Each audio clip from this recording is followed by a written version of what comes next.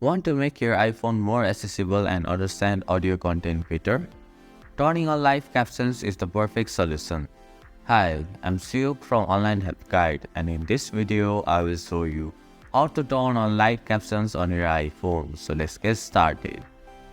First, open the Settings app.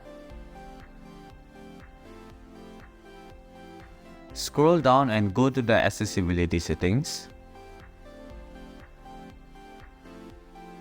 Here, find the Live Captions option and tap on it.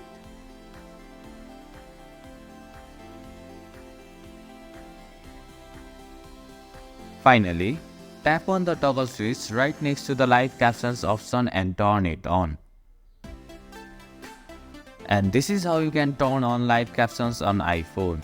Thank you for watching Online Help Guide. Hope this video was helpful. If it was, then hit the like button and comment down if you have any questions or feedback. Also, if you are new to our channel, please subscribe and hit the bell icon so that you don't miss our upcoming videos.